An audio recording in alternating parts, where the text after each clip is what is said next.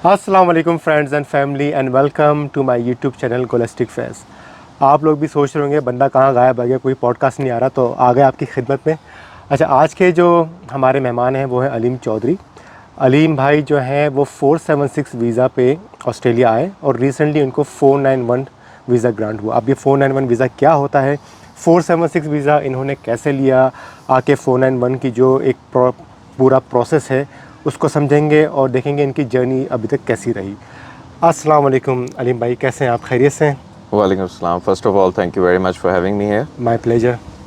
अल्लाह का शुक्र है। अलीम भाई एक छोटा सा तारुफ दीजिएगा अपना प्लीज़। देखें, बैकग्राउंड तो मेरा ये है कि मैं पंजाब के एक छोटे से शहर सादिकाबाद से बिलोंग करता हूँ। अच्छा। एंड बैचलर्स मैंने केमिकल इंजीनियरिंग में किया। उसके बाद एक अपॉर्चुनिटी सामने आई कि ऐसा भी हो सकता है कि आप बग़ैर स्टडी वीज़ा के पैसे लगाए सिर्फ 476 के एक वीज़े के ऊपर आप ऑस्ट्रेलिया आ सकते हो, एक्सप्लोर कर सकते हो। कुछ ऐसा नहीं था कि मेरे को बहुत बड़े लंबे चौड़े एम्बिशंस हों कि भाई मैंने ये करना है या पीआर लेनी है, रेजिडेंस लेनी है। I was doing fine back there as well. और मुझे जिस तरह मोस्टली यहाँ पे लोग आते हैं उनको होता है कि यार हमने अपनी ज़िंदगी को टर्न अराउंड करना है, ऑस्ट्रेलिया आके कुछ ऐसा होगा, तो ऐसा बिल्कुल कोई ऐसे इमोशंस नहीं थे मेरे। हाँ, ये था कि ये एक अपॉर्चुनिटी है जिसको अवेल लाजमी करना है, इसको वेस्ट नहीं होने देना। तो मेरा एक दफ़ा वीज़ा आया जब मैंने अप्लाई किया I am graduate of 2018 from UET. तो वो वीज़ा आ गया। फिर when I was just about to buy my tickets for the airline तो कोविड आ गया। अच्छा। और वो वक्त गुज़रा, कोविड गुज़रा, जो वीज़ा एक्सपायर हो गया, देन वीज़ा एक्सटेंड हुआ, कोविड स्टिल रहा। फिर फाइनली मैंने इसको ख़त्म कर दिया बिकॉज़ मैं पास्ट में नहीं रहता। ये एक अपॉर्चुनिटी थी जो चली गई, अब आगे मूव ऑन करो। तो I moved on with my life and I was doing pretty good. और फिर एकदम से मुझे किसी ने बताया कि just have a look at your visa, कि कोविड एंड हो चुका है तो हो सकता है तुम्हारा वीज़ा रीन्यू हो, क्योंकि काफ़ी लोगों का हुआ है। अब मुझे पता नहीं है, मुझे ये होम अफेयर्स ने कोई ईमेल नहीं डाली, कुछ नहीं किया। सो आई लुक्ड अप, तो मेरा वीज़ा एक्सटेंड हो चुका था फॉर 2 ईयर्स।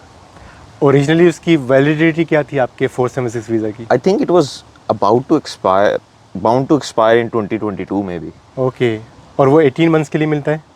वो 18 मंथ्स के लिए मिलता है। उसकी एक डेट होती है कि जिसमें पहले एंटर करना होता है। तो वो मेरी डेट एक्सपायर हो चुकी थी कोविड की वजह से? कोविड की वजह से। ठीक है। एक दफ़ा उन्होंने एक्सटेंशन दी, वो भी एक्सपायर हो गया। ओके। और फिर जब कोविड एंड हुआ तो उन्होंने एक मज़ीद एक्सटेंशन दे दी और 18 मंथ्स को 2 ईयर्स में कन्वर्ट कर दिया। अच्छा, मतलब वो चाह रहे थे कि आप आ जाएं ऑस्ट्रेलिया। खींच रहे थे मुझे। Okay. So I had to come. आप ऑस्ट्रेलिया आ गए, आते ही आपके इनिशियल थॉट्स क्या थे यहाँ की लाइफ देख के, यहाँ का कल्चर देख के? ऑफ कोर्स अगर ये आपका पहला ऐसा कंट्री है जो वेस्टर्न कंट्रीज में आपका विजिट हुआ, तो क्या फेस किया आपने? देखिए, I will be pretty honest, मुझे कोई बहुत ज़्यादा मुश्किलात का सामना नहीं करना पड़ा। मैं सेकेंड डे आई गेस मुझे जॉब मिल गई थी। एंड ये ऐसा नहीं था कि कोई रेफरेंस था। मुझे आज भी समझ नहीं आती, लोग कहते हैं कि रेफरेंस के बगैर जॉब मिल ही नहीं सकती। आई गेट इट कि रेफरेंस हो तो आप बहुत ज़्यादा बैरियर्स को क्रॉस करके आगे चले जाते हो, but if you come up with this mind set कि रेफरेंस के बगैर जॉब नहीं मिल सकती, तो trust me you will not get a job. तो मुझे ये अब लक भी उसमें है, डेफिनेटली मैं मानता हूँ कि मुझे दूसरे दिन ही जॉब मिल गई। लेकिन उसमें ये फैक्टर भी था कि मैंने कुछ रिसर्च की, कुछ होमवर्क किया गूगल के ऊपर। मुझे था कि क्योंकि मैं जॉब हंटिंग और ट्रेनिंग और इन चीज़ों से पाकिस्तान में मुंसलिक था, तो मुझे था कि मैंने जब अप्लाई करना है किसी भी जॉब के लिए, so I have to make myself unorthodox और यूनिक। वो अच्छा भी हो सकता है, बुरा भी हो सकता है, लेकिन मुनफरिद नज़र आऊँ एटलीस्ट, मुझे देखो तो सही। तो मुझे पता चला एक ऐप है जोरा लोकल। आपने देखा होगा, सीक पे भी आप अप्लाई करते हो, इंडीड पे भी, जोरा पे भी।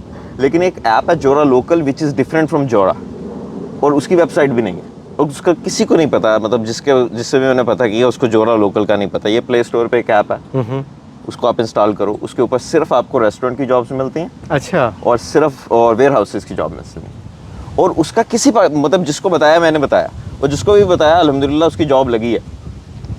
तो मैंने उस पर प्रोफाइल बनाया, और उस पर 1 क्लिक अप्लाई होता है। Once you make up your profile, अपने रिज्यूमे CV नहीं डालना, अपने एक्सपीरियंसेस को डालना है। मतलब वो बड़ी एक्सपीरियंशियल ऐप है, उसकी वेबसाइट भी नहीं है। तो एक्सप्लेन मैंने इसलिए किया कि जो आपको देख रहे हैं उनको भी थोड़ा आइडिया हो जाए, और इससे क्योंकि मुझे आइडिया है कि जब आप आते हो और आप डायरेक्ट उस जगह से जॉब ढूंढने की कोशिश कर रहे हो जो ऑलरेडी बड़ी सैचुरेटेड है, उसमें ज़्यादा टाइम लगेगा। लेकिन एक चीज़ जिसका किसी को नहीं पता, तो उसके आप बादशाह बन जाओगे, क्योंकि उसमें आप ही हो जो सबसे अच्छे एक्सपीरियंसेस के साथ आ रहे हो। तो मुझे सेकंड डे जॉब मिल गई थी एट अ रेस्टोरेंट, एंड मुझे ऐसा बिल्कुल फील नहीं हुआ कि भाई मैं कुछ गलत काम कर रहा हूँ या घटिया काम कर रहा हूँ या इन्फीरियोरिटी कॉम्प्लेक्स होता है ना, क्योंकि ये चीज़ें आपके अंदर होती हैं।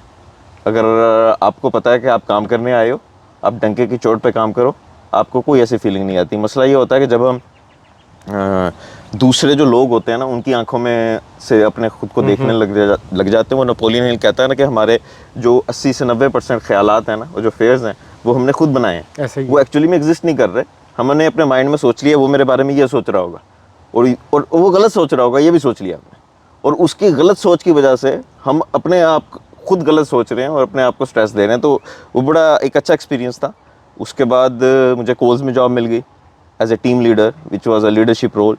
Again was very tough for me, very new for me, और उसके अंदर भी लक का फैक्टर होगा डेफिनेटली, लेकिन उसके अंदर दूसरा फैक्टर ये था कि मुझे पता था मैंने जॉब हासिल कैसे करनी है, मुझे रिक्रूटर्स को हिट कैसे करना है, मुझे लिंक्डइन पे उनके डीएम्स में कैसे जाना है, मुझे उनकी पर्सनल ईमेल्स को हंट कैसे करना है, उनको रीच आउट कैसे करना है, उनको इतना तंग करना है कि एटलीस्ट वो मेरे रिज्यूमे को उठाएं और पढ़ें एक दफ़ा कि ये बंदा है क्या चीज़।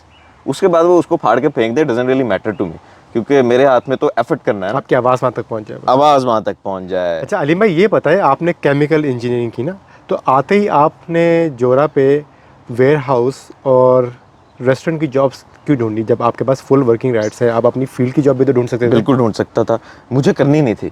लेकिन अगर किसी को करनी है, कि मतलब मैं बैक होम भी जो भी जॉब्स कर रहा था या अपने बिजनेस की तरफ था, तो उसमें केमिकल इंजीनियरिंग का कोई रोल नहीं था। So I did chemical engineering and I made my peace with it कि I am not gonna pursue it as my career. Okay. तो मेरी केमिकल इंजीनियरिंग की जॉब अप्लाई करने का मकसद हरगिज़ ने ये नहीं था कि कुछ नया बंदा आ रहा है तो वो इंजीनियरिंग की जॉब अप्लाई ना करे, और वो करना चाह भी रहा है। मतलब कोई अगर उसको शौक है, उसने अच्छी इंजीनियरिंग की है, उसने कैरियर को परस्यू करना है, वो डेफिनेटली करे, उसको मिल जाएगी। टाइम लगेगा ऑफ कोर्स, हो सकता है 2 माह लगे, 3 माह लगे, 4 माह लगे। आप एक मेथड को फॉलो करो, आप एक तरीके को फॉलो करो कैसे आपने अप्लाई करना है। एक एक जॉब के ऊपर यहाँ पे होता है कि मुझे मैसेजेस अक्सर फेसबुक पे आ रहे होते हैं कि मैंने 100 जॉब्स अप्लाई कर दी, मुझे हफ्ता हुआ है। भाई आप कर ही नहीं सकते हफ्ते में 100 जॉब्स अप्लाई। उसके पीछे एक मेथड होता है, आपको देखना पड़ता है कंपनी क्या है, एक एक जॉब के ऊपर काम करना पड़ता है। इसका ऐसे मतलब आपने रेज्यूमे अपनी टेलर ही नहीं करी, बस एक ही जो वन साइज फिट्स ऑल होता है बिल्कुल वो कर दिया आपने। तो वो बिल्कुल काम नहीं करेगा। और जॉब्स अगर कोई परस्यू करना चाहता है उसको करनी चाहिए। मैं नहीं करना चाहता था तो मैंने अपने दिल की सुनी, लेकिन अगर वो करना चाह रहा है उसको अपने दिल की सुननी चाहिए, ना कि वो लोगों की सुने कि आपको फील्ड की जॉब नहीं मिलेगी, आप नाकाम हो जाओगे, ये हो जाएगा, वो हो जाएगा। Do whatever you want to do. तो आप डायरेक्ट पर्थ आए थे अलीम भाई? मैं मेलबर्न आया था, सॉरी। वजह मेलबर्न जाने की पहले? I had a friend over ठीक देयर है। विच वाज माय क्लासमेट, और उसने भी मुझे बड़ा हेल्प आउट किया, क्योंकि स्टार्ट में आप जिस बंदे के पास आओ, अगर वो बंदा आपको अकोमोडेटिंग है और वो आपको हेल्प आउट कर रहा है इवन इमोशनली, बड़ा आप के अब मुझे याद है कि मैंने फर्स्ट मंथ अपना रेंट पे नहीं किया। सो मेरा एक हेडेक वो वैसे That's very kind of him. Mind में नहीं था कि यार मुझे रेंट पे करना है या कुछ करना है। तो उसका आपको बड़ा फ़ायदा होता है कि आप किस बंदे के पास आए हो, और उसने मुझे कभी ये नहीं कहा कि you would need a reference, और इसलिए मुझे ज़रूरत भी नहीं पड़ी। और अगर मैं ऐसे बंदे के पास जाता जो मुझे कहता यार जॉब लेना बहुत मुश्किल है ऑस्ट्रेलिया के अंदर, बहुत मुश्किल है, मुझे भी नहीं मिली, उसको भी नहीं मिली, उसको भी नहीं मिली, शायद तुम्हें मिल जाए, तो उसको भी नहीं मिलेगी। और वहाँ पे अगर एक माइंडसेट है यार कुछ नहीं होता, do, you know very well how to do it, you can do it, तो वहाँ पे आपके रास्ते खुद ही बन जाते हैं, बिकॉज आपका दिमाग खुला हुआ है और आप एक्शन ले रहे हो, तो कहीं ना कहीं तो पहुँच जाओगे। अच्छा अलीम भाई, आपके साथ पॉडकास्ट करने का मकसद ये था कि आप वो वाहिद बंदे हैं जिससे मेरी पर्सनली मुलाकात हुई है, जो I-476 पे थे और माशाल्लाह 491 ग्रांट हो गया। बहुत सारे ऐसे हैं जो 476 पे आए, उनको अपने प्रोफेशन से रिलेटेड जॉब नहीं मिल सकी तो वो फ्रस्ट्रेट हुए हैं, फिर उनके 18 मंथ्स गुजर गए, तो अब मेरे ख्याल से वो स्टूडेंट वीज़ा की तरफ जा रहे हैं, कोई और रास्ता देख रहे हैं। कुछ ऐसे हैं जिनको जॉब मिल गई लेकिन स्पॉन्सरशिप नहीं हो पाई। तो आपने मेरे ख्याल से जो रास्ता चुना कि 476 पे तो आ गए, क्योंकि ये 18 मंथ्स का, इसके लिए आपको आगे क्या करना है, तो आपने 491 की तरफ गया। उसकी प्लानिंग कैसे की आपने, उसके पॉइंट्स कैसे पूरे किए, वो ज़रा बताएं। मैं मेलबर्न में था, ठीक है। जिस टाइम पर्थ के अंदर ये चेंज आया।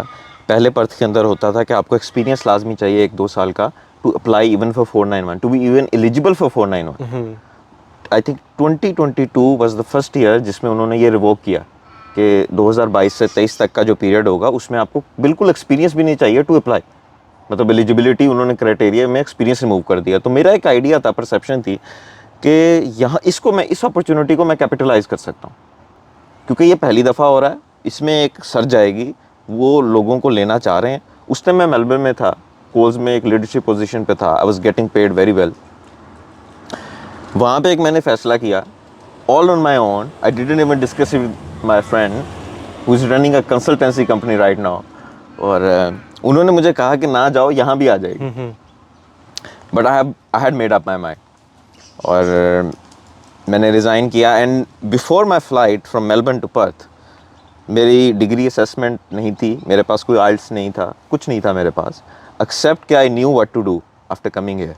और इवन के अकोमोडेशन मैंने जो 2 वीक्स पहले रिजर्व करवा के रखी थी from a Facebook market place, और बॉन्ड भेज दिया हुआ था, रेंट भेज दिया हुआ था, वो उसने मुझे 2-3 दिन पहले फ़्लाइट से कहा कि रूम अवेलेबल नहीं है, कि जो छोड़ के जाना चाह रहा था वो छोड़ के नहीं जा रहा। And I still took the flight knowing कि मुझे हो सकता है कैमरी में सोना पड़े, because I knew no one. There was a friend but he was living with his family, so तो यहाँ आके मैंने लिटरली, मैं कैमरी के अंदर अपना सारा सामान रखा हुआ था, एंड आई वाज लुकिंग, मतलब यहाँ पे मैं सुबह पहुँचा हूँ आई थिंक अराउंड 11 AM, और फिर मैं 6-7 बजे तक रात कैमरी में ही रहा हूँ, और मैं कंटिन्यूसली अपने देख रहा था कहीं कहीं मुझे अकोमोडेशन मिल जाए, फेसबुक मार्केट प्लेस, हर जगह पे, और बड़े लंबे लंबे चौड़े मैसेजेस और प्रोफाइल्स बना के मैं भेज रहा था। ऐसे नहीं कि आई नीड अ रूम, उस तरह से तो आप डिज़र्व ही नहीं करते अगर आप एक लाइन लिख रहे हो ना, तो पूरी लंबी चौड़ी डिस्क्रिप्शन अबाउट माई सेल्फ, मैं आपके घर का ख्याल कैसे रखूँगा, कितना अच्छा बंदा हूँ, वगैरह वगैरह, trying to sell myself. तो उसमें मुझे एक इंस्पेक्शन मिल गई with a couple from Vietnam, so I met with them and I moved in an hour. अच्छा, तो उसी दिन जिसमें मेरा, मैं बिल्कुल प्लान चेक कर चुका था कि मैं कैमरी में ही सोऊंगा, मैंने एनी टाइम फिटनेस की मेंबरशिप भी ले ली, एवरीथिंग, बट लकीली मुझे उसी शाम को कमरा मिल गया। तो आपने पाकिस्तानी ग्रुप्स में ढूंढने की कोशिश की थी कि कहीं स्टूडेंट्स वगैरह के साथ कोई एकोमोडेशन मिल जाए? मैंने हर जगह कोशिश की थी, आई वुड से, लेकिन मुझे नहीं मिल रही थी। लेकिन मेरा ख्याल है कि अगर आप कोशिश करते रहें तो रास्ता निकल आता है, ऐसा ही है। तो रास्ता मेरा बन गया। तो आप पर्थ आ गए, क्योंकि पर्थ 491 के रीजनल एरिया में कंसिडर होता है, इसलिए। जी, और फिर मैंने यहाँ पे, अगर 491 के हवाले से बात करें तो मैंने अपने आइल्स पीटी की तैयारी की, पीटी दिया मैंने, उसमें एक स्कोर अचीव किया मैंने 7 ईच का। ठीक है। और फिर मैंने अपनी डिग्रीज की असेसमेंट करवाई, केमिकल इंजीनियरिंग की। जी, as a chemical engineer from engineers Australia. यही 2 चीज़ें मुझे चाहिए थी। तो कितने पॉइंट्स आपके हुए? मुझे इनवाइट आया है एट 80 पॉइंट्स। 80 पॉइंट्स। और ये टोटल कितना टाइम लगा एक्सप्रेशन ऑफ इंटरेस्ट सबमिट करने में और इनविटेशन आने में? देखिए, डिग्री असेसमेंट जहाँ तक मुझे याद है मैंने अर्जेंट डाल दी, मतलब मैंने पीटी किया फ़ौरन से, urgent degree assessment, because I new कि मैं जितना जल्दी लाइन में लगूंगा, मैं इसीलिए आया हूँ बगैर कमरे के, कि मुझे था कि मुझे जल्दी से जल्दी ये चीज़ों को प्रोसीड करना है। तो आई थिंक 3 to 4 months मुझे लगे असेसमेंट और पीटी, और मैंने EOI खुद ही से डाल दी, मुझे किसी कंसल्टेंट की ज़रूरत, क्योंकि ये बड़ा इजी प्रोसेस होता है if you know how to do it. और आई थिंक 2 से 3 माह में मुझे इनवाइट आ गया था। बहुत दैट्स ग्रेट यार, बहुत जल्दी आया ये तो। मतलब उसी ईयर में, उसी फाइनेंशियल ईयर में मुझे इनवाइट आ गया। I can't exactly recall the date, but उसी फाइनेंशियल ईयर में मुझे इनवाइट आ गया। तो क्या इसका मतलब है कि केमिकल इंजीनियर्स की ज़रूरत है WA में, इसलिए जल्दी आया आपको इनवाइट? आई वुड से डेफिनेटली। और उसके अलावा वो जो ईयर था, देखें, express train never waits for passenger, आपको एक्शन लेना है एट द राइट टाइम। अगर मैं वही 6 माह वेट कर लेता, नहीं यार मुझे पहले कमरा मिल जाए, नहीं यार मुझे पहले जॉब मिल जाए अच्छी पर्थ के अंदर, मैं यहीं पे जॉब लेके आ जाऊँ। वैसे एक चीज़ मैं भूल गया, I already had a job before coming here in Telstra. I didn't join them, but I had an offer with an online. Melbourne से बैठे हुए टेलस्ट्रा के अंदर as a customer sales executive और समथिंग। खैर, तो आपको क्या लगता है, अगर आप पाकिस्तान में बैठ के 491 अप्लाई करते हैं तो इसका प्रोसेसिंग टाइम डिफरेंट होता है? क्योंकि आपने तो डेफिनेट, अगर पाकिस्तान में करें तो ऑफशोर का प्रोसेसिंग टाइम कम है, दैट्स व्हाट आई वुड से। कम है, ज़्यादा है पाकिस्तान में? जो प्रोसेसिंग, लाइक इनवाइट का टाइम नहीं कह रहा मैं। ओके। इनवाइट तो जो इनविटेशन का टाइम है वो तो वेरी करेगा ना आपके पॉइंट्स के ऊपर, वो तो जब भी आपका वो राउंड होगा उसी में आएगा। मैं उस इनवाइट आपके पास आ गया, फिर आपने अप्लाई करना है, उस अप्लाई के बाद का जो प्रोसेसिंग टाइम टाइम है, ओके ठीक है। उसमें जो वो जो ऑफशोर है उसमें टाइम कम है। तो बाकी जो 476 पे जो हमारे रीसेंट ग्रेजुएट्स हैं जो पाकिस्तान से आए, उन्होंने क्यों नहीं अप्लाई किया 4N1 में, या उनको पता ही नहीं था, या उनके आई पॉइंट्स पूरे थिंक नहीं दे हो वर रहे? डिलेड। मोस्टली लोग 2022-3 के बाद आए पर्थ में। जी। अगर कोई आया तो आइदर वो अपने पॉइंट्स को पूरा नहीं कर सका, आइदर वो अप्लाई नहीं कर सका, आइदर उसने डिले किया किसी वजह से, आई डोंट नो। तो आपको कैपिटलाइज करना होता है मोमेंट्स के ऊपर। आप हो सकता है अब यहाँ पे सैचुरेशन होगी पर्थ के अंदर, तो डेफिनेटली उसकी वजह से पॉइंट्स जो हैं वो ऊपर जाएंगे, क्योंकि सारे जब कह रहे हैं कि पर्थ आओ पर्थ आओ पर्थ आओ पर्थ आओ, तो यहाँ पे लोगों को देखना चाहिए। और स्टेट्स भी तो हैं, और स्टेट्स में भी तो कोई लूप होल हो सकता है, कोई इवेलुएशन हो सकती है, कोई ऐसी अपॉर्चुनिटी हो सकती है जो सिर्फ आप ढूंढ लो। जैसे मुझे लगा, मैंने खुद रिसर्च की, उस टाइम कंसल्टेंट्स भी नहीं कह रहे थे कि पर्थ आओ, so I was the only one कि मैं खुद अपनी रिसर्च की बेस पे यहाँ आ गया। तो ऐसे भी तो हो सकता है कि कोई ऐसी अपॉर्चुनिटी तस्मानिया में हो, किसी और स्टेट में हो, उनको पता ना हो। आप रिसर्च करें। मतलब हमारे यहाँ पे जो आते हैं लोग, इंजीनियर्स हो या किसी भी फील्ड के हो, स्टूडेंट्स भी इवन हो, उनमें ये रिसर्च का स्किल नहीं है, रिसर्च का माइंडसेट ही नहीं है कि यार खुद से कुछ ढूंढने की कोशिश तो करें। आपका एक ग्रुप है PCI है, उस ग्रुप के अंदर डेली पोस्ट आती हैं, वो पोस्ट आती हैं जिनका 1-1 साल पहले आंसर दे दिया हुआ किसी ने। यार उस पोस्ट के अंदर एक सर्च का बटन है, सबको बताना चाह रहा हूँ, फेसबुक इस्तेमाल करने वालों को, सर्च के बार पे आप जाएं, आप उसके अंदर वो वर्ड लिखें जिसके रिलेटेड आपकी क्यूरी है, फ़र्ज़ करें जॉब के हवाले से, किसी हवाले से, किसी फील्ड के हवाले से, 491 के हवाले से, तो वो सारी उसके जो पास्ट की पोस्ट होंगी वो आ जाएंगी। ऐसा ही है। अब वहाँ से उन सब के कमेंट्स पढ़ें, आंसर्स पढ़ें। अगर फिर भी आपको नहीं समझ आता कि what was the right answer, then आप पोस्ट करें।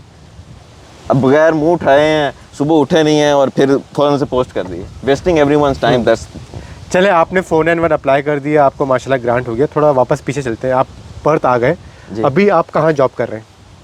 अभी मैं जॉब कर रहा हूँ ट्रांसपर्थ के साथ as a revenue protection officer. ज़रा ये एक्सप्लेन करें, ये जॉब होती क्या है, आपको मिली कैसे, और कैसा इन्वायरमेंट है वहाँ पे? देखिए, आपने ट्रेन में सफ़र किया, बिल्कुल किया। तो आपने ऑफिसर्स देखे होंगे which are responsible for checking your tickets. तो ये जो टीम है जो आपकी टिकट्स को चेक कर रही है, मेक श्योर कर रही है कि ट्रेन के ऊपर कुछ हैपहैज़र्ड ना हो, क्योंकि जो पर्थ का एनवायरनमेंट है ना, उसके अंदर ट्रेन का सफ़र है, अगर ये फोर्स ना हो, जो रेवेन्यू की फोर्स है, तो ट्रेन के ऊपर बहुत मसले हों, लोगों को एहसास नहीं है इस चीज़ का। ये सिर्फ जो यूनिफॉर्म में लोग खड़े हैं ना, ये इनकी वजह से बहुत सारी चीज़ें हैं जो हो ही नहीं रही। ये जैसे यूनिफॉर्म हट जाएगी ना, तो वो जो पी के आया हुआ है, जो किसी ड्रग्स के ऊपर आई है, तो वो पता नहीं क्या क्या करना चाहता है, but he can't do it. दिल में हमें वो गालियाँ दे रहे होते हैं, but they can't do anything, most of the people. तो इसमें लॉ एंड ऑर्डर मेंटेन रखना ट्रेन का, और मेकिंग श्योर कि सब लोग वैलिड टिकट्स के ऊपर हैं, उनको इन्फ्रिंजमेंट्स इशू करना, तो ये इसकी एक सिंपल सी जॉब डिस्क्रिप्शन है। अगर आप माहौल की बात करें तो आई वुड से कि माहौल बहुत अच्छा है, और कोई ऐसी टॉक्सिसिटी नहीं है। It's a team work, it's a team job, इसमें आपको हमेशा 2 लोग इकट्ठे मिलेंगे। सो ऑल डिपेंड्स अपॉन कि किसके साथ आप काम कर रहे हो। Most of the times your partners are good, sometimes even if your partner is bad, you should know how to handle it. Because ऐसा तो नहीं है कि आपका पार्टनर आपको अच्छा नहीं मिला तो आप कॉल कर दो, बुझी मेरा पार्टनर अच्छा नहीं है। So you have to be professional enough to cope with all kind of situations. हर टाइम सिचुएशन एक सी नहीं होगी, हर टाइम सिचुएशन अच्छी नहीं होगी। अच्छे बुरे लोग हर जगह होते हैं, लेकिन उनको आप इफ़ेक्टिवनेस के साथ, बदतमीज़ी के बगैर और फर्म आंसर्स के साथ हैंडल कैसे करते हो, ये आप पे डिपेंड करता है। और ये भी एक इशू है हमारे यहाँ कि मैंने देखा है कि हमें बदतमीज़ी और फर्म आंसर के दरमियान का फ़र्क नहीं पता। एक बड़ी बारीक सी बॉर्डर लाइन है। अगर आप फर्म पे रहते हो तो आप बड़ी मुश्किल से मुश्किल सिचुएशंस को सीमलेसली हैंडल कर सकते हो और कोई आपको ब्लेम भी नहीं करेगा। लेकिन हम चले जाते हैं बदतमीज़ी पे मोस्ट ऑफ द टाइम। या तो बिल्कुल ज़ीरो पे रहेंगे, जवाब ही नहीं देंगे, या फिर डायरेक्ट बदतमीज़ी पे जाएंगे। तो पॉडकास्ट के बीच में मैं बोलूँगा कि हम एक्सपेक्ट नहीं कर रहे कि बारिश हो जाएगी, तो हल्की हल्की हो रही है, हम इसको कंटिन्यू करेंगे। कि मैं भी कोशिश करूँगा कि मेरा जो कैमरा वगैरह जितने भी गियर यूज़ हो रहे हैं वो ख़राब ना हो, तो हम अभी कंटिन्यू करते हैं इसको। अच्छा अलीम भाई, ये बताएं, इसका पूरा प्रोसेस क्या था ये जॉब लेने में, और क्या ये स्टूडेंट्स ले सकते हैं या सिर्फ उनको मिलती है जिनके पास फुल वर्किंग नहीं, राइट्स है? इसमें आपको फुल वर्किंग राइट्स चाहिए। जी। और इसमें इस तरह है, इसमें 3 किस्म की जॉब्स हैं आई वुड से। एक आपको जो बसेस, इस 2 आउटसोर्स हैं इसके अंदर, जो आपको बसेस के ऊपर सिक्योरिटी नज़र आती है, दैट्स ट्रांसपोर्ट सिक्योरिटी, वो डिफरेंट है। उसको एक डिफरेंट कंपनी हैंडल कर रही है। जो रेवेन्यू की जॉब है, that's being handled by different company. और फिर एक ट्रांजिट ऑफिसर की जॉब है, दैट्स डिफरेंट। सो इसमें 3 डिफरेंट जॉब्स हैं। अगर आप सीख के ऊपर जाएंगे, जो ट्रांजिट ऑफिसर की जॉब है, दैट्स ओनली ओपन होती है, वो स्टेशन सिक्योरिटी के लिए रिस्पॉन्सिबल होते हैं, वो साल में 1 दफ़ा ओपन होती है। और आप सीख के ऊपर जाएंगे, वो अप्रैल के अंदर, और मतलब अभी टाइम है। हाँ, ये ओपन हो रही होगी। और जो रेवेन्यू की जॉब्स हैं और जो ट्रांसपोर्ट सिक्योरिटी की जॉब्स हैं, अगर आप सीख के ऊपर सर्च करेंगे तो वो साल में तकरीबन ऑलमोस्ट 3 दफ़ा तो उनके बैचेस हो रहे होते हैं, क्योंकि लोग छोड़ जाते हैं, फिर नया बैच इंडक्ट हो जाता है। तो आप उस पे ऊपर जाएं, आप उसके ऊपर अप्लाई करें। मुझे देखें, मुझे कभी भी किसी रेफरेंस की ज़रूरत नहीं पड़ी, एंड मैं सबको यही सजेस्ट करता हूँ, आपको भी नहीं पड़ेगी अगर आप ये बिलीव कर लेंगे ऐसा ही कि आपको ज़रूरत नहीं पड़ेगी। आप इवन ऑनेस्टली स्पीकिंग, मुझे ये जॉब 2 दफ़ा ऑफ़र हुई। 1 दफ़ा ऑफ़र हुई तो मैंने ये रिजेक्ट कर दी for a mobile patrolling job, क्योंकि मुझे लगा कि उसका रोस्टर बहुत अच्छा है कि मुझे 10 दिन इकट्ठे काम करना है, फिर 20 दिन इकट्ठे छुट्टी है, something like that. But then when I started doing it, then I realize it's not worth it. तो वो रोस्टर्स अच्छे नहीं हैं, वो देखने वाले को तो बड़ा अपील करते हैं 7 ऑन 7 ऑफ, बट आपको बहुत ज़्यादा पे करना पड़ता है। जी। अच्छा अलीम भाई, रिसेंटली मेरी एक बंदे से बात हुई, वो बता रहा था उसका कोई दोस्त है 476 पे यहाँ आया है, जी उसको अपॉर्चुनिटी मिली इंजीनियरिंग जॉब की माइनिंग साइट पे। जी 2-3 हफ्ता वो जॉब करके वापस आया, वो कह रहा बहुत टफ है, मुझसे हो नहीं रही, और आके वापस वही उबर के अंदर आ गया। अब आपने पीसीआई का जो जिक्र किया, उस पर भी आपने देखा होगा कि 90% पोस्ट उबर के और सिक्योरिटी इसके हवाले जी से ही होते हैं। तो ये जो हमारा पाकिस्तानियों का ये जो माइंडसेट है सर्वाइवल जॉब्स की तरफ, आपको भी ख्याल आया होगा कि भाई जल्दी से मैं भी ये जॉब पकड़ के कुछ ना कुछ करना शुरू। अपने आप को आपने इस माइंडसेट से कैसे स्विच किया? मैं ना इसको डिफरेंट तरीके से देखूंगा। एक शख्स है, वो सिक्योरिटी जॉब कर रहा है, लेट्स से, या उबर चला रहा है, उबर पे हम आ जाते हैं। अब वो अपने आप का कॉस्ट बेनिफिट एनालिसिस कर रहा है। लेट्स से कि एक उसके पास अपॉर्चुनिटी है कि वो इंजीनियरिंग की जॉब ले सकता है, एक है वो उबर चला रहा है। वो कॉस्ट बेनिफिट एनालिसिस ये करे कि अगर वो उबर चलाता रहेगा तो उसमें उसको लिए क्या फ़ायदे हैं। कि हो सकता है कि उसको फ्रीडम ऑफ टाइम हो सकता है, कुछ पैसे हो सकते हैं, टैक्स इवेजन हो सकती है, टैक्स उसको पे नहीं करना पड़ेगा। इंजीनियरिंग जॉब में हो सकता है कि फ्रीडम ऑफ टाइम कम हो, पैसे ज़्यादा हो, कैरियर ग्रोथ अच्छी हो सकता है उबर में फैमिली टाइम ज़्यादा हो, इंजीनियरिंग जॉब में सो अपना जेन्युइन कॉस्ट बेनिफिट एनालिसिस करे और उसमें 2 चीज़ें इंक्लूड ना करे। एक, कंफर्ट जोन को इंक्लूड ना करे, और दूसरा, लोग क्या कहेंगे, इसको इंक्लूड ना करे। लोगों का जो डर होता है उसको ना इंक्लूड करे, और कंफर्ट जोन। जैसे कि अभी मैं एक शख्स को जानता हूँ, he is been here for 10 years. वो ना उबर कर रहा है, वो ना सिक्योरिटी कर रहा है, ना वो, उसको मैंने इस जॉब की ऑफ़र दी, वो ये भी नहीं करना चाह रहा। क्या कह रहा है वो चाह ये रहा है कि वो खर्चा अपना, यानी कि उबर करता है 2-3 दिन, मतलब कर रहा है ना उबर? 2-3 दिन, 2-3 Okay. दिन, दैट्स इट। अपना खर्चा नहीं चला रहा। जो उसकी फैमिली है वो 7 डेज अ वीक काम कर रही है, और उसके ऊपर वो बड़ा हैप्पी है। ही इज सेइंग, फैमिली भी यहाँ है? फैमिली भी यहाँ है कि ये काम मेरे ढंग के नहीं है, अब 10 साल बाद मैंने ये काम करना है। तो करना क्या है फिर लाइफ में? That's the point I am making. आपने कॉस्ट बेनिफिट एनालिसिस करना है। Every situation could be different. अब उस बंदे के सिनारियो में भाई उबर कर, सिक्योरिटी कर, कुछ तो कर, डू समथिंग, क्योंकि तुम्हारा जो सिनारियो है, तुम्हारे अगर इंजीनियरिंग अपॉर्चुनिटी नहीं मिल रही तो do security, do Uber, do something at least in your life. लेकिन उसके ऑपोजिशन के अंदर एक बंदा और हो सकता है जिसके जो बड़ा मतलब जॉब कर रहा है, लेकिन वो इंजीनियरिंग में या किसी अच्छी जॉब में जाना भी चाहता है, उसका पैशन भी है ये काम करने का, लेकिन वो स्विच इसलिए नहीं कर रहा कि भाई मुझे पकड़ लेंगे यहाँ मैं फंस जाऊँगा, और यहाँ पे ईज़ ज़्यादा है। तो मेरा ख्याल है कि अगर आप 2-3-4 हफ्ते डाउन द लाइन अगर आपको शौक है किसी भी फील्ड का, उसमें चेंज तो हार्ड होता ही है हमेशा से। अगर आप 1-2 माह लगाएंगे तो आप सेटल हो जाएंगे। लेकिन आपने जो एनालिसिस करना ना, cost benefit analysis, that has to be very genuine. उसमें ये मिलावट नहीं होनी चाहिए, ये लोगों का डर भी नहीं होना चाहिए। लेट्स से एक शख्स है, उसने कॉस्ट बेनिफिट एनालिसिस किया, वो सिंगल पेरेंट है, उसको चाहिए ऐसा कि उसको मॉर्निंग में टाइम चाहिए अपने बच्चों को स्कूल छोड़ने के लिए, और वो जॉब अफोर्ड ही नहीं कर सकता इंजीनियरिंग वाली इस वजह से कि अपने बच्चों को उसने स्कूल छोड़ना है, that is very important for him. उसके लिए वो कॉस्ट बेनिफिट एनालिसिस करेगा तो उबर कुड बी बेटर, और वो इस वजह से उबर ना करे कि लोग क्या कहेंगे। भाई लोगों ने तुम्हें खाने को नहीं देना, उन्होंने पहनने को नहीं देना, उन्होंने तुम्हारे मरने पे नहीं आना, ऐसा ही है। इन केस कोई मरने पे आ जाए तो 2 दिन से ज़्यादा उन्होंने तुम्हें याद नहीं रखना। तो हर इंसान की सिचुएशन कुड भी डिफरेंट है, और उसने खुद फैसला करना है what he wants to do. और अगर उसकी सिचुएशन ये है कि कोई भी उसके जो सर्कमस्टांसेस हैं वो उसको रोक नहीं रहे कि तुम उबर से स्विच ना करो किसी अच्छी जॉब पे, या सिक्योरिटी से अपनी बेहतर से बेहतर की तलाश ना करो, कोई भी उसके सर्कमस्टांसेस उसको नहीं रोक रहे, फिर भी वो नहीं कर रहा सिर्फ कंफर्ट जोन की वजह से, तो वो गलत बात है। ऐसे बहुत से केसेस हैं।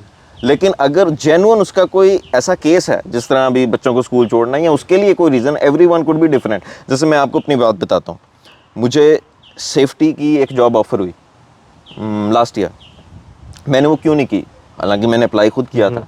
मुझे एनुअल लीव चाहिए थी, दैट उसकी सैलरी बड़ी अच्छी थी, लेकिन मुझे इस जॉब की एनुअल लीव चाहिए थी because I wanted to go to Pakistan this year. तो मेरे लिए ये सबसे इंपॉर्टेंट था। अगर मैं ग्रोथ माइंडसेट के साथ उस जॉब को पकड़ लेता, so I wouldn't be able to go back home in next 2 months which I plan to do so. तो हर बंदे की सिचुएशन डिफरेंट है, एंड आई वुड से कि हर बंदे ने अपनी सिचुएशन को देखते हुए फैसला करना है। लेकिन मोस्ट ऑफ द केसेस में मैं आपके साथ एग्री करूंगा कि वो सिर्फ कंफर्ट जोन को देखते हुए चल सुचल कर रहे हैं। लेकिन द मोमेंट जो डर होता है ना, नेपोलियन हिल को मैं काफ़ी पढ़ता हूँ, तो नेपोलियन हिल कहता है कि जो डर है वो उस वजह से है कि तुम एक्शन नहीं ले रहे। ऐसे ही है। अच्छा अलीम भाई, यहाँ कुछ कहेंगे कि जो आप जॉब कर रहे हैं रेवेन्यू प्रोटेक्शन की, वो somehow similar to the security as well, ठीक है। आप कैसे देखते हैं इसको? आपका करियर प्रोग्रेशन क्या है इस फील्ड में रहते हुए? आप अपने आप को अगले 5 साल में कहाँ देखते हैं? देखिए, इसमें करियर प्रोग्रेशन ये है कि इसके अंदर आप एज ए रेवेन्यू ऑफिसर आए हो, फिर आप सीनियर ऑफिसर जा सकते हो, फिर आप एक सुपरवाइज़र जो कि पूरी पर्थ की ट्रेन्स की रेवेन्यू फोर्स को हेड कर रहा है, आप वो भी बन सकते हो। वो भी अच्छा। आप बहुत IC5 मतलब बहुत साउथ एशियंस हैं जो जिन्होंने उस पोस्ट को लीड किया। अभी करंटली भी एक साउथ एशियन है, there is 1 Caucasian and 1 south Asian जो मिलकर डील करते हैं। तो ऐसा है, उसके बाद आप उसमें PTM में भी ऊपर जा सकते हो, काफ़ी ऊपर। So this is just a beginning. यही मैं लोगों को कहता हूँ, ये बिगिनिंग है। अगर आप इसको कैरियर पाथवे में लेके जाना चाहते हो तो इसको आप एज ए स्टेपिंग स्टोन लो। ये नहीं है कि सारा कैरियर यहाँ पे एंड कर देना है, unless you are doing something else. तो मतलब आप सेफ्टी, सिक्योरिटी, कस्टमर डीलिंग, इस तरह की फील्ड में रहना चाहते हैं आप? जी। आपका इंजीनियरिंग प्रोफेशन में वापस जाने का इरादा नहीं है? नॉट माय कप ऑफ और टी। इसमें आप अपना एक करियर प्रोग्रेशन भी देखते हैं कि अगले 5 साल में अगले 10 साल में इंशाल्लाह True. अगर आप मेहनत करें, तरक्की मिलेगी, आप सुपरवाइज़र बनेंगे। तो ये जो सुपरवाइज़र है, इनका रफली क्या पैकेज होता होगा? आई वुड से 100+। Okay, that's nice. 100+। एंड उसके अंदर 2 चीज़ें हैं ना, एक तो पैसा है, मतलब कोई किसी भी जॉब के अंदर 3-4 चीज़ें होती हैं। समटाइम्स आप किसी कंपनी में काम कर रहे हो तो वो आपको ऑफर करेंगे, आपको टीम लीडर बना देते हैं, आपकी सैलरी सिर्फ 5,000 बढ़ाएंगे, लेकिन आपके साथ डेजिग्नेशन लग ऐसा जाएगा ही है। टीम लीडर का। तो सबसे खतरनाक होता है। डेडली वो बहुत खतरनाक है। I been there. जब मैं कॉल्स में था तो वो ऐसा ही टीम लीडर था। मेरी सैलरी में इतना डिफरेंस नहीं था, लेकिन मुझे 20-25-30 बंदों की टीम हैंडल करनी है, who would call me up at the 4 AM in the morning that I am not gonna come tomorrow in the morning at 6, और मुझे फिर सब कुछ मैनेज करना पड़ता था। तो मैं कहता टीम और इंसान को मैनेज करना सबसे डिफिकल्ट टास्क है, सबसे मुश्किल काम है।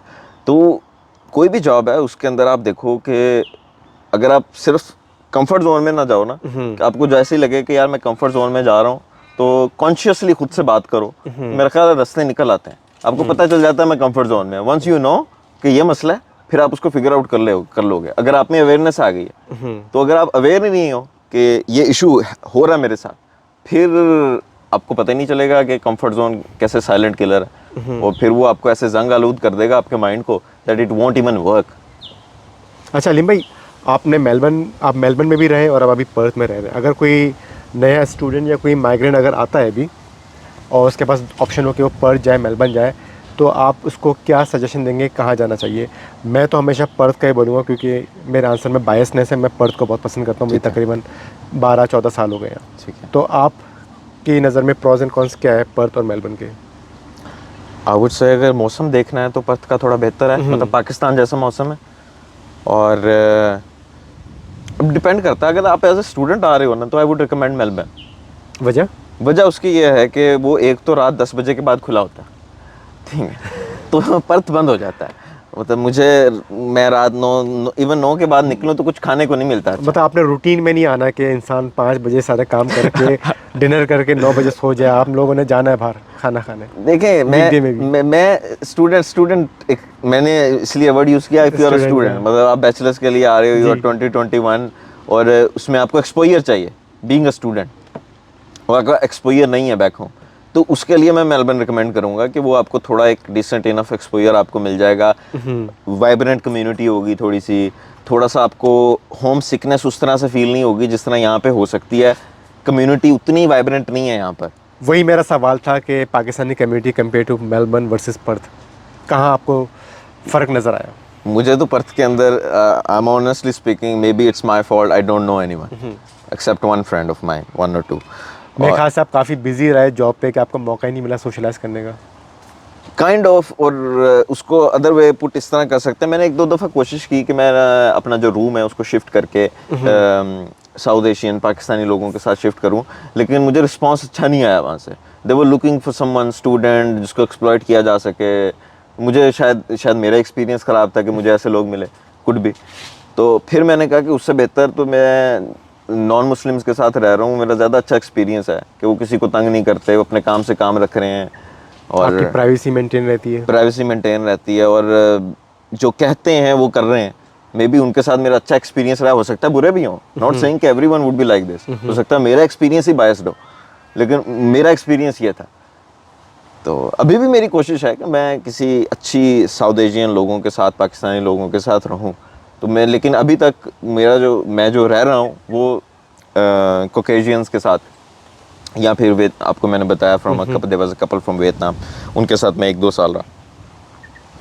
मैं आपको उस व्हाट्सएप ग्रुप में ऐड करा देता हूँ जो तकरीबन पाकिस्तानी स्टूडेंट्स का है। जी। 1000+ उसमें स्टूडेंट्स न्यू Okay. माइग्रेंट्स हैं, तो उसमें एकोमोडेशन, जॉब, इसके लिहाज से हमने एक सपोर्ट ग्रुप बनाया है दैट्स वेरी गुड। जो Islamic circle of Australia New Zealand, उसकी अम्ब्रेला, उसके बैनर के थ्रू। That's तो very मैं good. उसको लीड करता हूँ। मैंने अक्सर अपने ग्रुप्स में, पॉडकास्ट में बताया भी Very है nice, कि very अगर nice. कोई नया बंदा ऑस्ट्रेलिया आ रहा है स्पेशली पर्थ में, तो वो सपोर्ट ग्रुप उनके लिए है, तो आपको भी उसमें ऐड कर देंगे।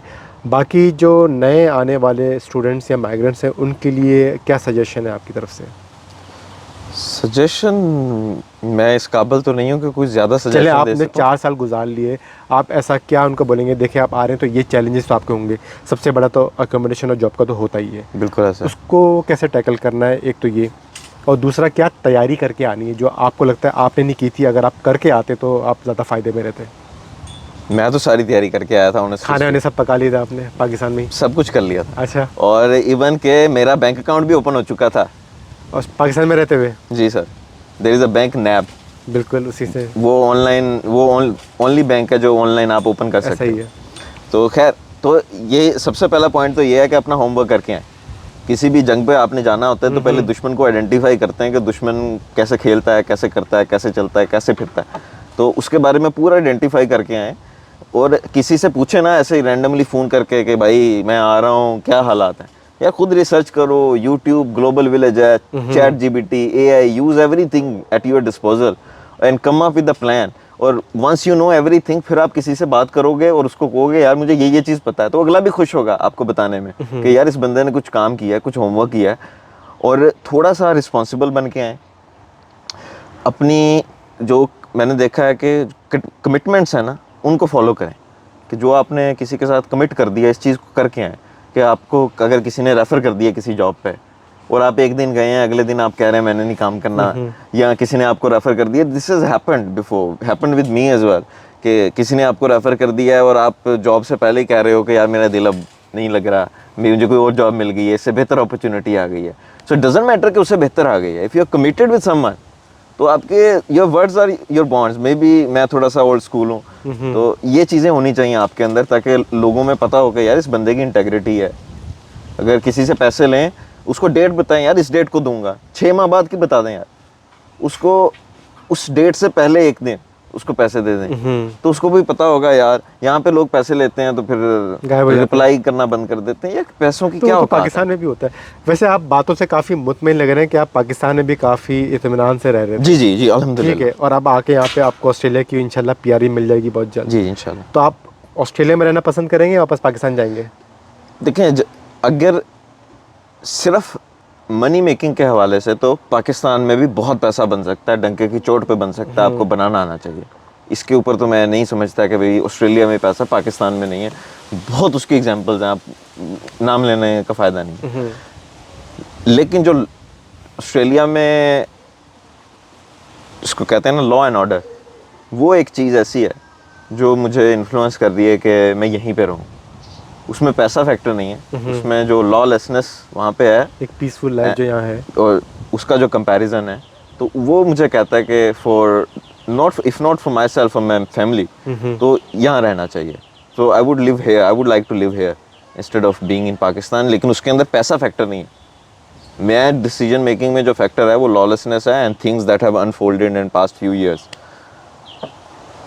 अलीम भाई 476 वीज़ा तो अब मिलना बंद हो गए, और क्या तरीका है कि स्टूडेंट वीज़ा पे आए बगैर, कोई और तरीका है कि फ्रेश इंजीनियर या एक्सपीरियंस इंजीनियर या फ्रेश ग्रेजुएट किस तरह आए? Excuse me.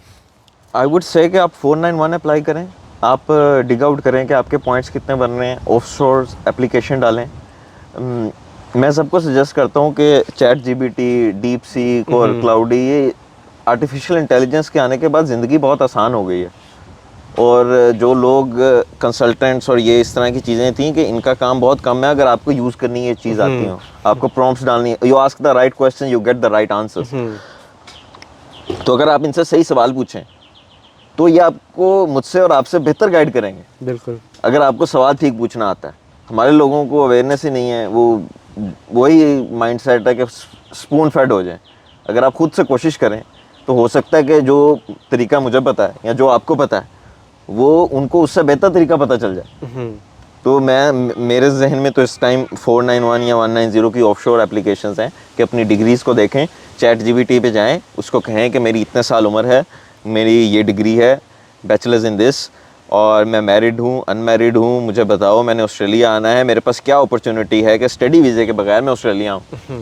अच्छा अलीम भाई, अगर कोई आपको कांटेक्ट करना चाहे 491 वीज़ा के हवाले से गाइडेंस लेना चाहे, तो आपका ईमेल एड्रेस वगैरह डिस्क्रिप्शन में डाल देंगे यूट्यूब वीडियो पे। जी जी श्योर। ठीक है। ऐसी कोई बात जो हम मिस कर गए पॉडकास्ट में जो आपको लगता है कि इंपॉर्टेंट थी, हमें डिस्कस करना चाहिए?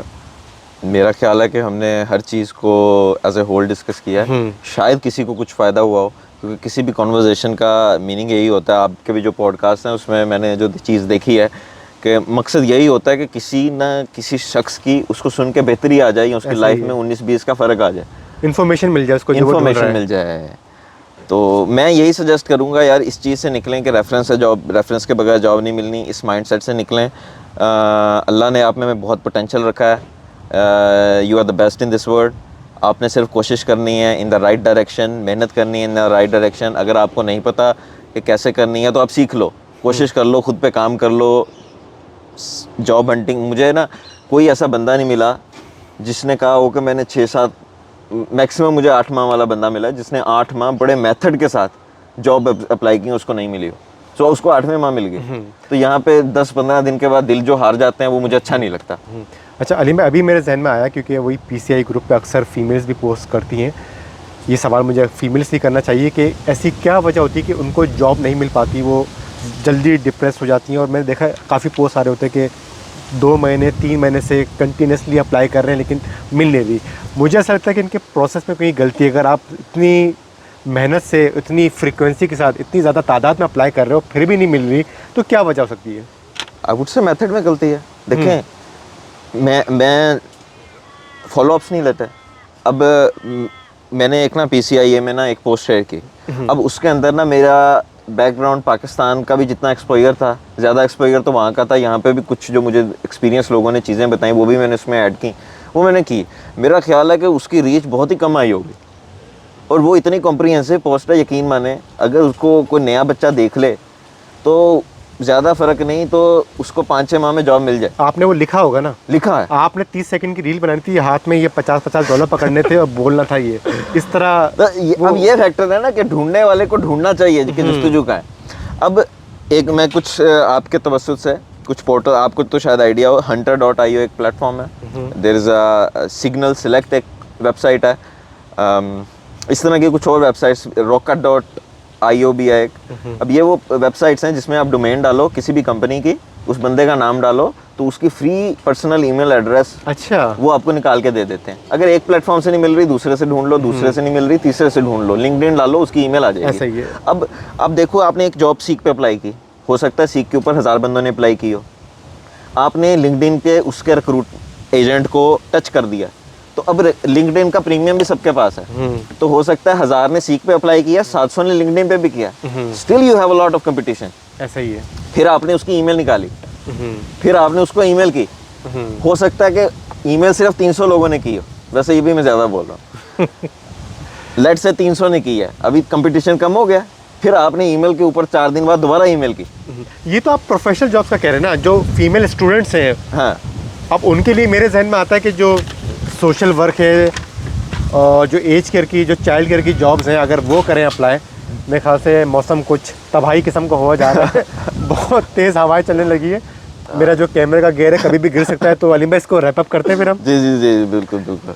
तो जो आपने कहा कैजुअल जॉब्स के लिए, उसके अंदर एक फील्ड है डेंटल असिस्टेंट की। अच्छा, आप जो सुन रहे हैं आप भी उस पर रिसर्च कीजिएगा, उसमें पर्थ में बहुत स्कोप है और वो फीमेल्स के लिए बहुत अच्छी है, उसमें डिग्री भी नहीं चाहिए आपको टू गेट इन, मतलब एक छोटा सा सर्टिफिकेट आप ले लो तो वो सिखाते खुद हैं आपको, मतलब हो सकता है हफ्ते में एक आध शिफ्ट दें, लेकिन once you start doing it तो 40-45 an hour is the pay, and I am not just making it up, मैं लोगों को जानता हूँ जो ये कर रहे हैं। सिर्फ अलीम भाई की बात यकीन ना जी जी, अपनी बिल्कुल research बिल्कुल करें। बिल्कुल। चलिए अलीम भाई, बहुत बहुत शुक्रिया, बड़ी अच्छी मीनिंगफुल कन्वर्सेशन हुई आपके Thank you very much, साथ। Main likewise। मकसद था कि 491 किस तरह आपने हासिल किया वो लोगों को पता चले। 476 पे आए लोग जो दिल बर्दाश्ता हो गए, जिनको जॉब नहीं मिल रही तो वो कर नहीं रहे, ऊबर में, सिक्योरिटी में, कंफर्ट जोन में आ गए, तो भाई प्लीज़ इस माइंडसेट से निकले। आपने डिग्री की है, कोई मकसद है उस डिग्री करने का, आपको मिलेगी प्रोफेशनल जॉब, आप हिम्मत नहीं हारें, लिंक्डइन पे नेटवर्किंग करें। तो आज की पॉडकास्ट को पर हम यहीं ख़त्म करते हैं। आप मुझे बताइएगा कि नेक्स्ट किस प्रोफेशनल को बुलाना चाहिए इस पॉडकास्ट में, कोई टीचर हो, कोई एजुकेशन असिस्टेंट हो, डॉक्टर हो, जो भी प्रोफेशन आपके जहन में आता है मुझे बताएं। मेरी कोशिश होगी कि पर्थ में उसको ढूंढूं, और ये जो हमारी सीरीज़ है ह्यूमंस ऑफ पर्थ, इसको कंटिन्यू करें। थोड़ी ताख़ीर हो गई थी पॉडकास्ट बनाने में, कुछ मसरूफियात थी, तो इंशाल्लाह इसको अब कंसिस्टेंसी के साथ करेंगे और आपके साथ ये सारी इन्फॉर्मेशन शेयर करेंगे। Thank you so much for your time. अल्लाह हाफ़िज़।